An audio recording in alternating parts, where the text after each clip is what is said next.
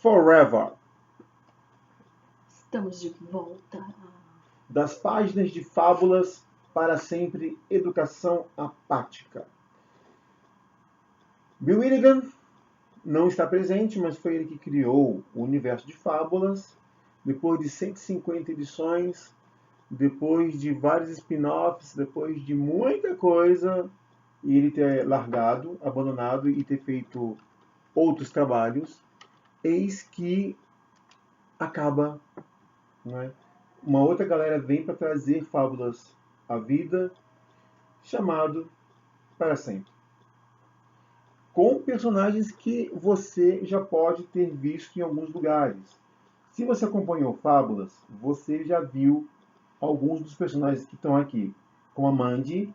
Eu não me lembro onde a Mandy estava. Eu vou reler Fábulas por causa disso. Ai, que sacrifício. É cruel isso, né? O prefeito, Ken Cole, King Cold. né, que foi prefeito por muito tempo e depois deixou de ser prefeito. O... O do feijão. O do feijão não aparece, né? Ele aparece mais pra frente. Como é que é o nome João- dele? João do Pé do Feijão. É o João Trambiqueiro, né? É o João Tramiqueiro, que tem até um spin-off dele. Isso. Outra coisa legal é a casa Cabana da cabana Baba da Baba Yaga. Yaga. Que acaba, porque assim, é legal no universo de fábulas, algumas casas têm personalidade também. Sim. E aliás, algumas casas são mais fortes que os seus habitantes, que é o caso da casa da Baba Yaga. Uhum. Outro personagem que também vai aparecer neste quadrinho. Aparece rapidamente a casa da Fada Azul. A casa da Fada Azul. Que aqui nessa época já morreu, né? Porque vocês se lembram que Fada Azul passou pra melhor. Pois é. E morreu no sentido fábula de ser, né? Porque Sim. muitas vezes se você é uma fábula conhecida, você volta. No caso dela... A Fada Azul já não é uma fábula tão conhecida, então ela morre de verdade. E esse quadrinho, ele vai falar de um grupo, né? Os Jogadores das Sombras, que é um grupo de fábulas que tem missões para tentar resolver problemas, né? Quando uma fábula... Pelo que eu entendi, quando acontecem problemas envolvendo fábulas. Então, chamam essa galera, que é o Penacho, que eu não me lembro do Penacho no universo de fábulas. Também não. Não me lembro, mas o cargo dele é como diretor de operações. O que eu e o Edson estava até comentando, que talvez algum personagem aqui tenha aparecido, mas tenha aparecido no pano de fundo. E a gente acaba se lembrando, depois de 150 edições, dos personagens que se destacaram, né? tipo Três Porquinhos, Lobo Sim. Mau, eu sempre erro o nome dela, Branca de Neve.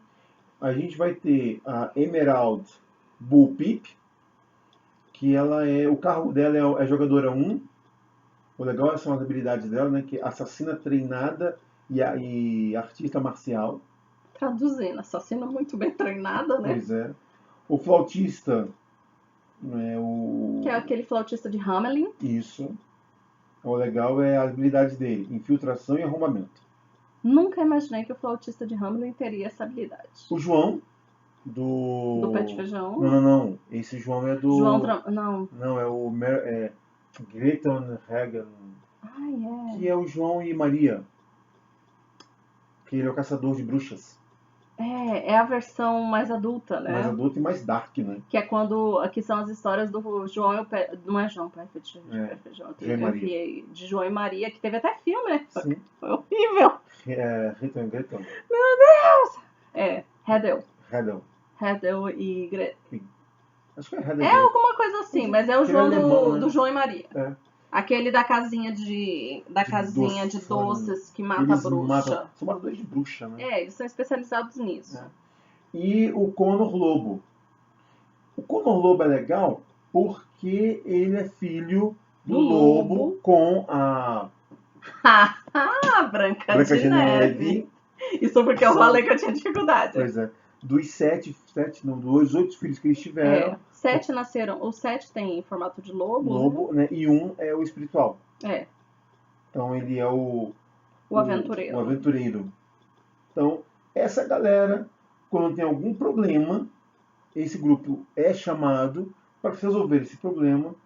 E assim, não aparecer. Então eles são tipo agentes secretos. Por isso o nome Jogadores das Sombras, né?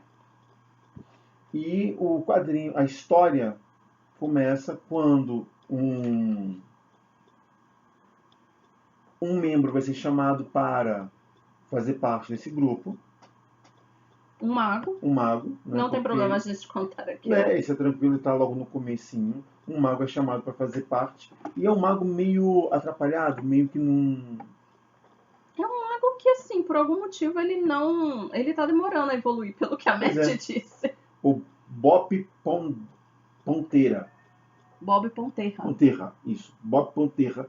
Na realidade, agora ele quer ser chamado de Robert. Robert.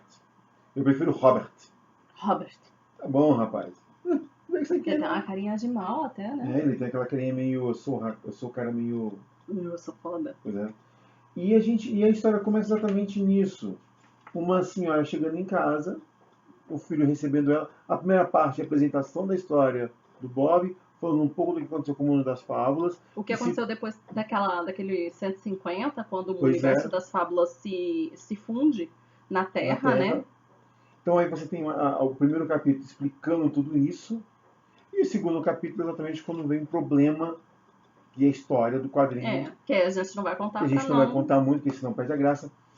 Mas tem uma coisa legal, né? Dá para contar que é uma figura que caça fábulas e ela tem um filho. Esse filho sofre bullying no colégio com mais 2 colegas. Eles encontram alguns artefatos mágicos. E aí, meu irmão, o que significa um jovem que sofre... três jovens que sofrem bullying com poderes? A gente tem alguns exemplos na história da Terra do que pode acontecer quando você tem 3 ou um jovem, né? Nós temos algumas tragédias aí. Não vai ser diferente aqui. Não. Isso é uma das coisas mais legais, né, de que os autores trouxeram, que é exatamente o ponto onde a realidade se funde com a fantasia. Aliás, eles conseguiram fazer isso de uma forma... Por isso que eu falei que a história é muito pesada. Porque eles conseguiram trazer o peso dessas tragédias que nós vimos há alguns anos aí. Recentemente tivemos outra, né? Aqui no Brasil. Foi no Paraná. Isso. Praticamente que, assim, gente, é meio chato dizer isso. Eu não quero cair nessa ideia de fatalismo ou de consequências que a gente já sabe que vai acontecer. Mas todo ano alguém surta, enlouquece e apronta. E aí você tem uma tragédia e cabe as pessoas conviverem com o que aconteceu depois. Enfim. E esse conto traz esse peso. Então ele não é uma história leve. Já avisamos de antecedência. Eu diria até que ele tá com restrição, que ele deve estar... Eu não olhei se ele estava com restrição, mas ele deve estar com restrição de mais 18. Desaconselhável para menores de 18 anos.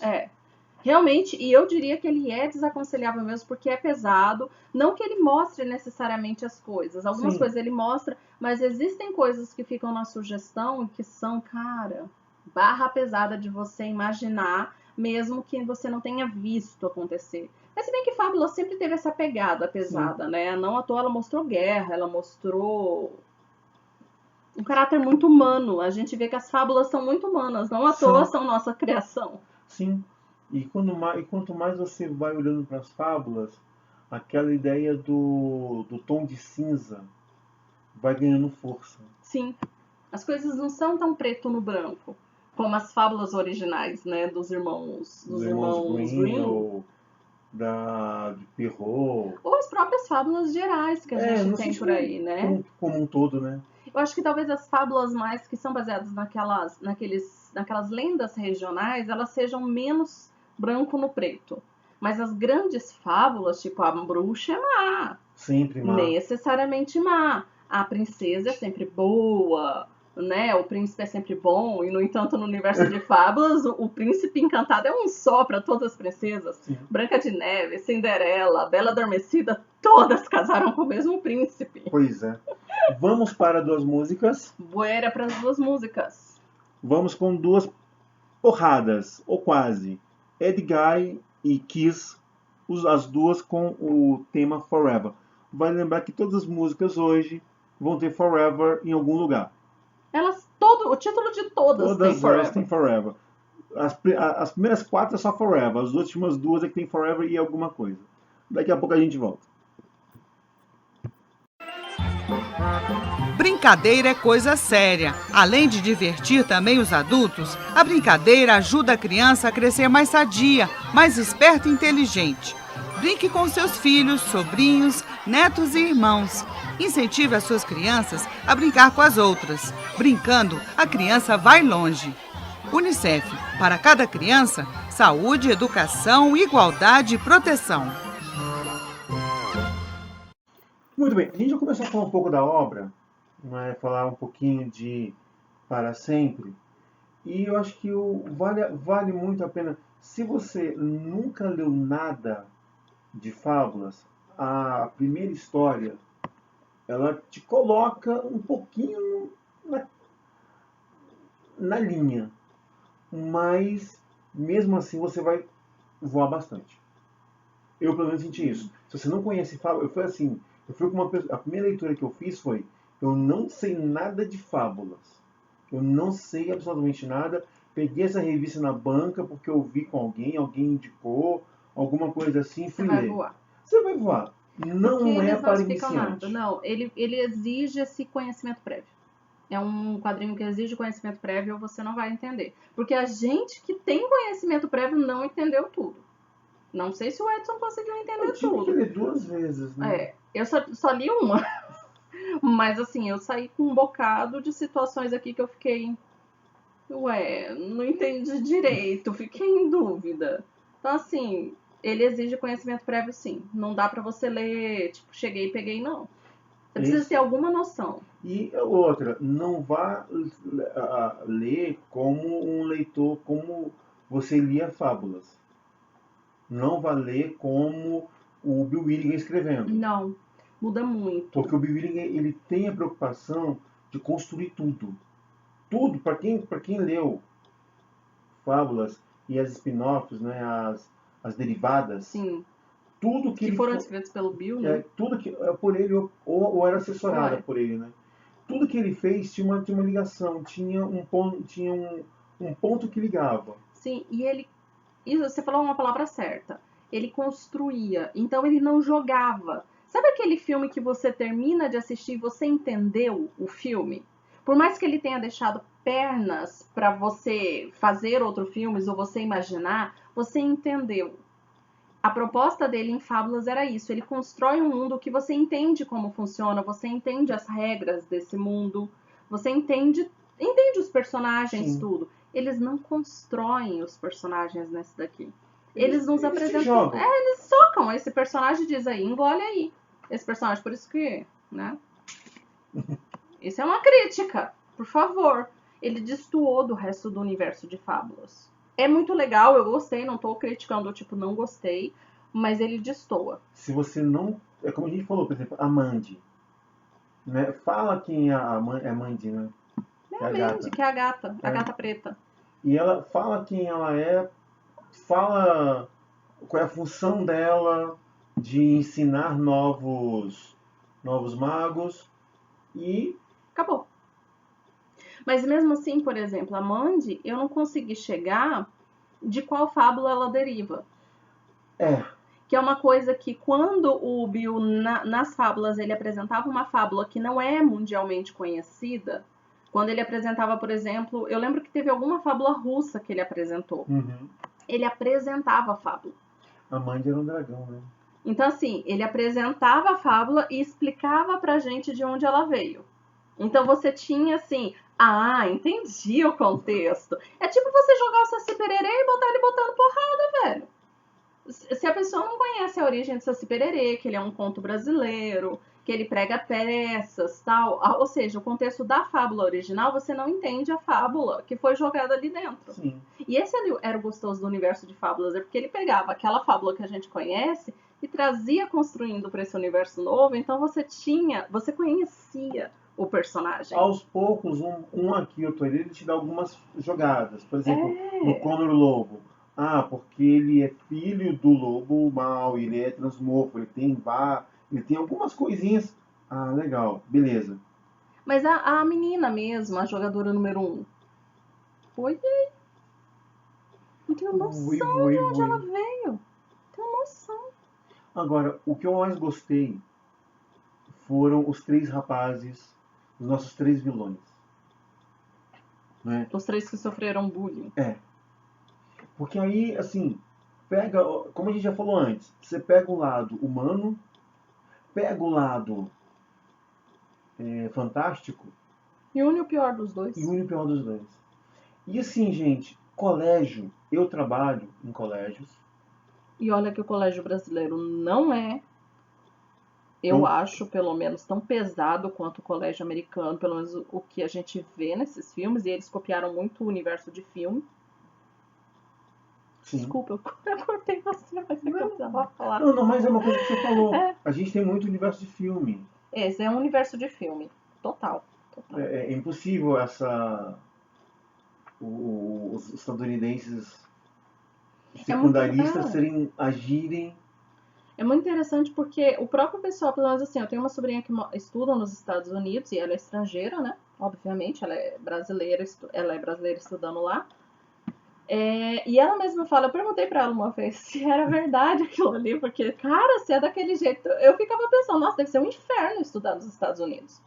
E ela me disse que, assim, ela nunca passou por aquilo e nunca viu aquilo. Por exemplo, ela nunca viu as 3 meninas que mandam no colégio, ou o valentão do esportista, que é sempre o valentão esportista, né? Então, assim, isso aqui é total, assim, filme americano de ensino médio. Total. Filmes, seriados e afins. O que eles mostram, o que eles vendem pra gente, que é uma fórmula pronta que dá certo, por isso é tão copiada, né? Daí é que tá aí é que vem a ideia da fábula, né? A fábula não vem apenas pelos personagens. A fábula vem em cima da própria narrativa utilizada. Uhum. Não é um colégio convencional, real. É um colégio ficcional. Exatamente. Ele pega esse universo e essas crenças que foram construídas, então. E te joga de uma maneira que você está tão acostumado com esse ritmo de leitura de livro, filme, quadrinhos, seriados, que você nem para pra pensar. É engraçado, porque, por exemplo, só do personagem usar aquele casaco de futebol americano, você já pensa, valentão da escola que enche o saco de todo mundo. Você vê a menina bonita, cheerleader, menina chata que humilha todo mundo. Geralmente loira de cabelo amarrado. Com alguma asiática do lado e uma morena do outro. E não é clássico, gente. É absolutamente clássico. Ou então eles substituem, às vezes, também a asiática pela loura burra. Né?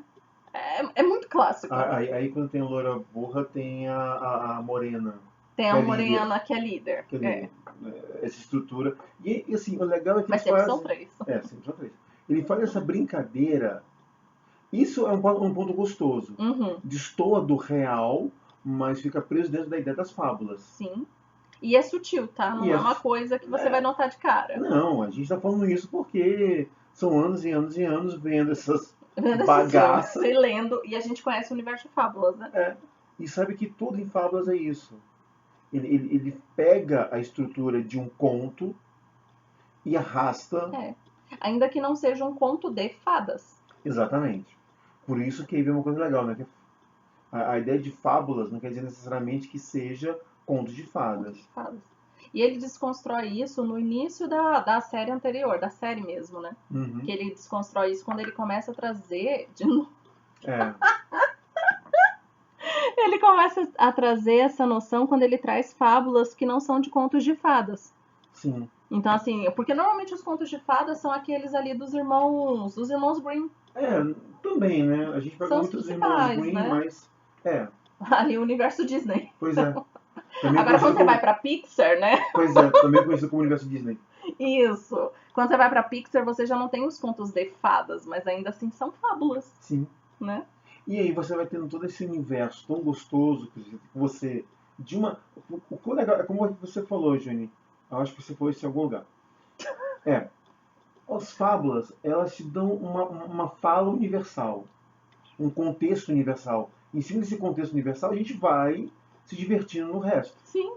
Você cria Tipo, você tem ali aquela imagem da escola e dali você tem muitas histórias para trazer. Sim. Que digam os filmes de terror, que adoram pegar esse cenário, né? De escola, os aventureiros, o de superação, que você pega o nerd que se supera e consegue superar a escola. Enfim. Os adoentados. Ai, tem tudo. Tem. Aí é um universo, enfim, você pega aquela base, que é universal, e dela, meu filho, você espreme aí à vontade. É a famosa fórmula pronta, que os filmes usam muito, né? Uhum. Tem aquela história do herói, né? Que é a jornada do herói, que ela é um clássico, quase todos os filmes têm a jornada do herói.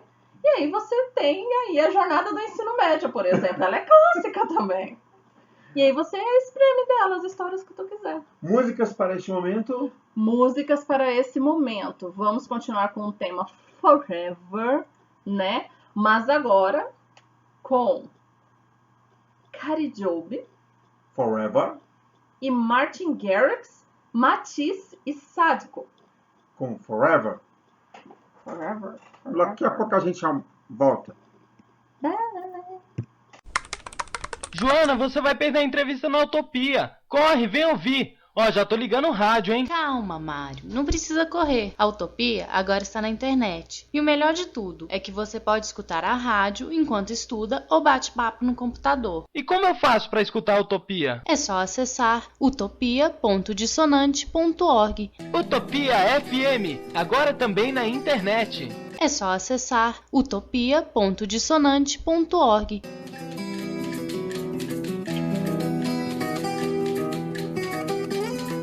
Sai todo o álcool. Estávamos aqui comentando sobre cerveja. Culinária. E culinária envolve cerveja. Aí você imagina só que a gente está falando de culinária e cerveja. E aí a música acaba e a gente tem que entrar logo. E a pessoa não se toca. A pessoa não se toca e beleza. Ai, gente. Mas é vida. Gente, eu não sabia, até pode parecer idiotice, mas eu não sabia até uma certa idade que o álcool, quando você coloca álcool no alimento, quando chega a uma certa temperatura, o álcool evapora. Então, você pode colocar cerveja à vontade, que chega a uma certa temperatura, ele evapora.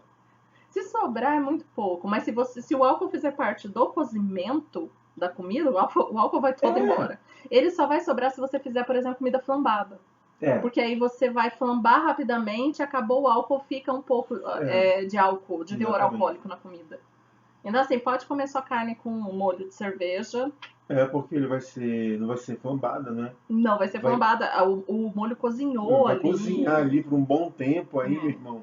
Não fica álcool, não. Não fica nada. Muito bem, Juni. Beira. Fábulas para sempre. Você já foi estudante. Agora eu vou ser cruel, tá? Você já sofreu bullying? Não. Sem graça. Você já sofreu bullying? Ou então você praticava bullying?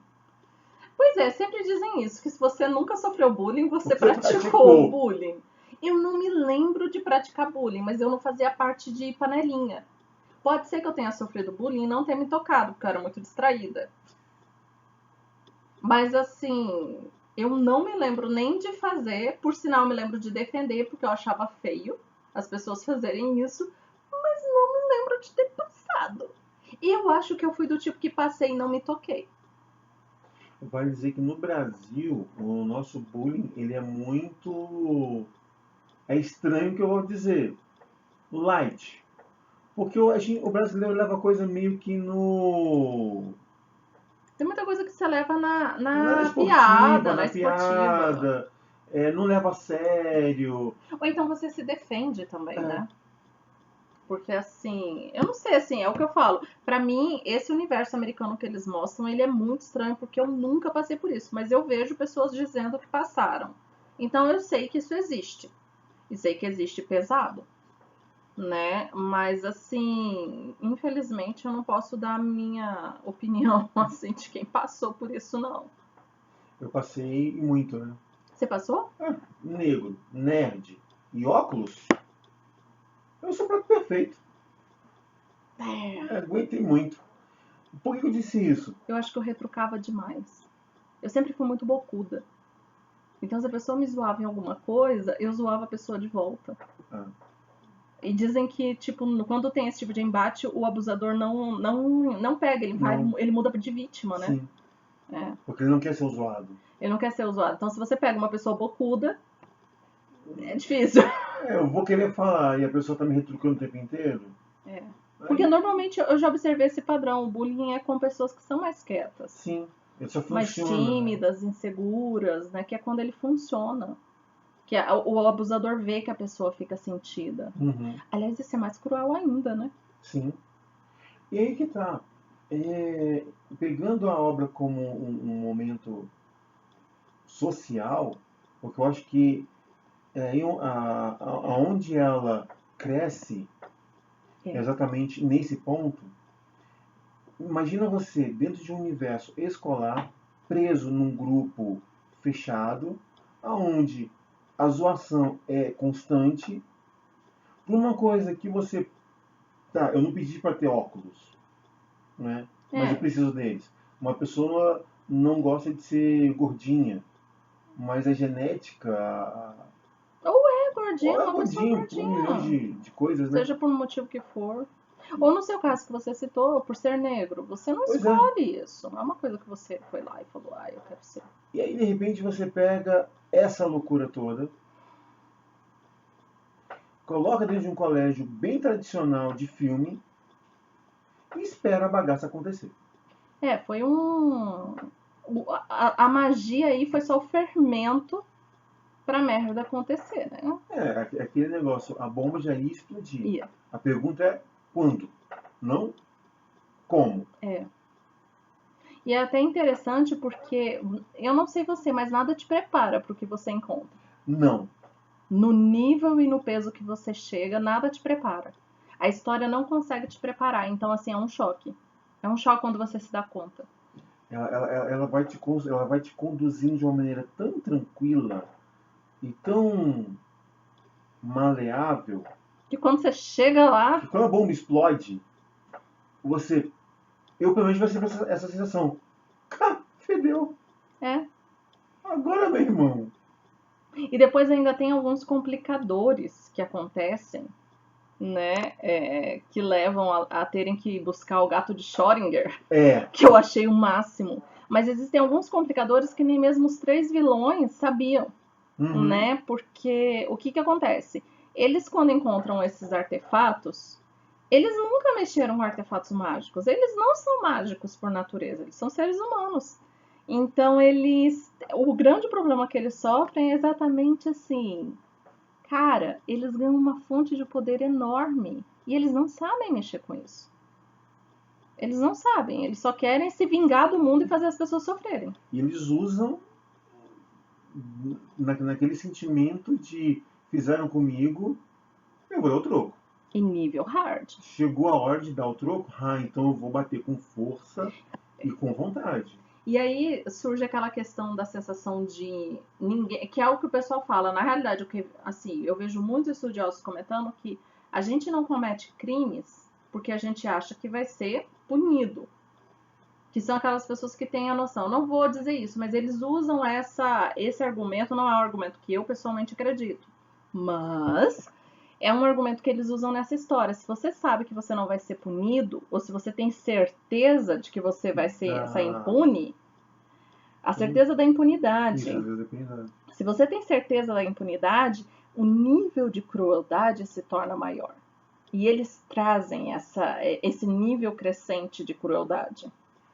Por isso que eu falei, é mais de 18 mesmo. Porque eles vão tocar o terror sem dó. Todos os crimes que você imaginar que são terríveis, de tortura, estupro, assassinato, tudo isso eles vão fazer ali nesse universo.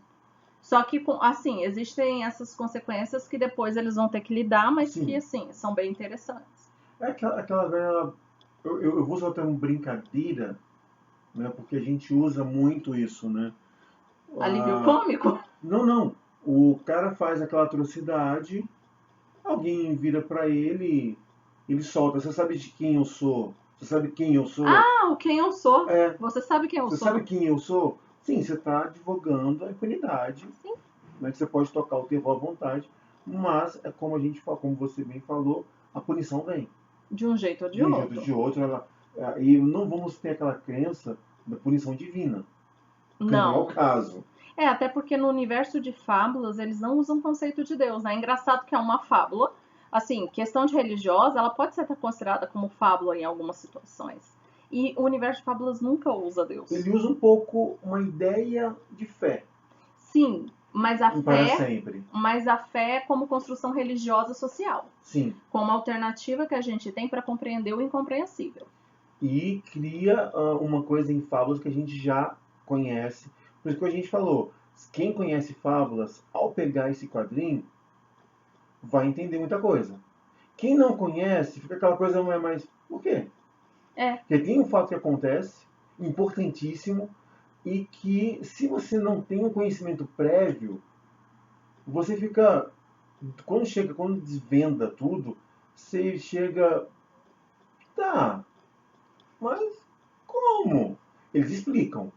Sim, eles explicam algumas coisas, mas mesmo assim ainda gera aquela tensão. Júnior. Que é o ponto fraco dessa... Uma cena. Desse quadrinho. Olha, assim, eu sou mulher, eu sempre falo, né, gente? Eu sempre gosto de exprimir isso. Tem uma cena desse aqui, cara, nossa, doeu pra mim. Detalhe, hoje você tá apocalíptica, né? Porque ele de Gale não tem nada. Não! Cadê a cena? Isso, né? Tem uma cena, acho que você vai lembrar, que é a cena em que ele mostra o que tá acontecendo lá dentro. Porque um dos garotos, cara, é um... Ai, eu não quero dar spoiler, mas não tem jeito. Cara, assim, se ele tivesse crescido, eu acho que ele tinha se tornado um daqueles... Ou um estuprador. Ele tinha se tornado alguma coisa desse gênero, porque ele era fissurado nessa coisa de sexo. E aí tem uma cena que mostra uma menina depois que ele estupra ela, né? Pelo menos eles dão a entender, não é uma cena que eles mostram. Não mostra o estupro, mas a cena é... E a dor, o sofrimento. Cara, nossa, pra mim que sou mulher, esse tipo de cena, velho, pô, vou te negar não. É o tipo de cena que na hora, assim, eu tenho que dar uma parada, respirada fundo e falando, vamos em frente. Mas é interessante porque, às vezes, alguns artistas usam o estupro simplesmente como se fosse uma coisa normal, banal. Eles usam aí como recurso realmente de narrativa. Então faz parte do perfil, porque são 3 garotos e cada um desses garotos tem um perfil. Um tem um perfil violento, o outro tem um perfil sexual e o outro tem um perfil de controle. Então os 3...